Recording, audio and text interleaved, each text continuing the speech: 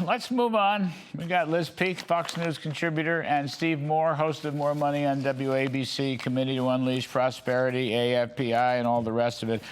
Hi, kids. I want to talk taxes now. It's way too easy. We're all in favor of cutting capital gains tax. That's way too easy. Even Bill Haggerty recognized all the names involved in cutting the capital gains tax. The only problem is nobody in the Senate. That's not true. The leadership of the Senate has not yet come out for it. And by the way, Steve, we have to work on the boss, too. The president's got to hear about this. But I want to ask you about I think he's on board. You do? I think we can get him. Yep, I really do. If they get him a bill, I think he will sign it. Well, I think that I think it's going to, it's going to come from the House. I think really that's what I am hearing. Yep. It's got the momentum and the content's got to come from the House. All right, Liz Peek. We are all baby boomers here. There's $93 trillion of wealth, okay? $93 trillion of wealth. This is from a New York Sun article, an editorial, and it's a very good one indeed. And the Democrats want to raise the death tax. They want to get their little paws on all of this money, or as much as possible, even though the exemptions have been increased and you can pass some more on to your heirs without giving it up to the tax man. The fact is, there's all kinds of Democrats in the Senate and outside the Senate in the states that want to go after the death tax, okay, the inheritance tax, which I think is a stupid idea because it's investment and it's capital and would promote growth and all the rest of it. But they're going after this, Liz. Yeah, so imagine the power of that money if it indeed is unleashed to the next generation and it's invested in productive equipment and AI and all the things that are sopping up a tremendous amount of capital right now, Larry. Arguably, a lot of that money is invested to maintain the lifestyles of people like ourselves, right? And that's savings, and that's very important. But as that money then moves on, it could be fantastically productive. And the least productive thing that could happen to it is to have it taken into the hands of the government. We don't need that. Nobody should be applauding that idea. And, once again, Democrats are just looking to raise revenues. And we have said over and over again, it's totally true, it's totally factual. We do not have a revenue problem in this country. We have a spending problem. And until everybody gets on board with trying to change that, these ridiculous ideas and unproductive and costly ideas are going to continue to hamstring the economy. All right, but that's not all. There's the tax hike. Steve Moore, tax hikes, California tax hikes, okay? Just a couple that I found. Increasing the tax on private health insurance, increasing the tax on software purchases, increasing the tax on all manner of wealth and income, okay? All this stuff. If it moves in California, they want to tax it, the Democrats, that is. Now, the question is, can our friend Steve Hilton stop that? But what is up with them? What is that? Do they not understand that people can vote with their feet and their money and just leave the place?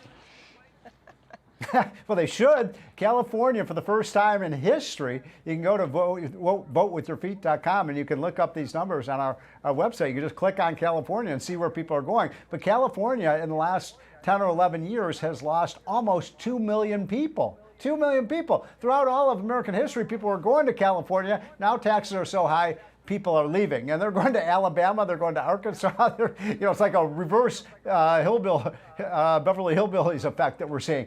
But I also want to say something about your discussion with Senator Haggerty, because you're exactly right. What a stimulus this would be to the economy on this capital gains issue. And there are two arguments that my liberal friends use against it. One is tax cut for the rich, and the second is, well, we can't afford to do it because we're running a big deficit. Do you know, Larry, I think you do know this, every time over the last 40 years since the Steiger tax cut in the late 70s, every single time we have reduced the capital gains tax, the income that comes in from the capital gains tax goes up, not down. And the second thing that happens when you cut the capital gains tax is, guess what? You get more tax payments from rich people because they sell their assets and they pay the tax. That's right.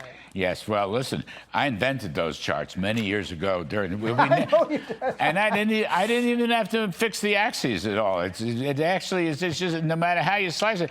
But the thing is, Liz Peek, a lot of these. A lot of these families bought homes 30, 40 years ago. All right, and they're not. These are. I'm not talking about multimillionaires. Okay, ordinary Americans might have bought a $200,000, $300,000 home, which now, if you put it on the market, might be $1 million. All right, but especially after the Joe Biden inflation. Okay, but inflation has gone up almost 30% since 1997. That's the last time the exemption on capital gains for home sales was adjusted. So I'm just saying, Liz, this can and should be sold as a middle-class tax cut. Okay, empty nesters would love to get out and downsize, but they can't afford to do it because they're paying so much tax on inflation. Yeah, and Larry, it also could be the most important thing we do to increase the supply of housing. I mean, this is a national urgent situation that there's not enough houses available for young families who are starting out. I mean, that's just a statistical reality. And no one, you can have a big bill go through Congress. Why aren't they focused on changing the impact of inflation and the capital gains on those housing numbers? You're totally right. I cannot tell you how many people have told me, well, gosh, we'd love to sell and take our savings and move to another state or whatever, but we can't afford to because then we have to pay this huge capital gains on that house, and that really cuts into what we might have in the way of savings for our retirement. So it's a real issue, and I cannot understand why they aren't addressing it. And last one, Steve Moore, reading your column and our discussions here and elsewhere, Vice President J.D. Vance has still not recanted. He doesn't like Milton Friedman. He doesn't like Margaret Thatcher. He doesn't like meritocracy in the United States. He gave that interview to the Daily Wire. We had Ben Domenech on last night. I don't understand it, Steve. No comments have been made. He hasn't responded to it. I still don't understand it, Steve. Yeah, look, I think the vice president is an excellent vice president for Donald Trump, a great second in command. But he's just wrong on the economics. And I think he's a lawyer, not an economist. And I think what we need to do is sit down with him, frankly, and just go through the ABCs of this stuff about supply side economics, about the Laffer curve, about, why Milton Friedman, by the way, who was, one of the best spokesmen for school choice and limited government. That's what the party stands for today. And I think JD can be educated about that stuff, but you're right. He should probably take that back because people are angry. I mean, Milton Friedman is the patron saint of free market economics. Yes. You don't attack somebody like that, Larry. Free markets, free. Liz, you liked Milton Friedman, didn't you? You told me once you liked Milton Friedman.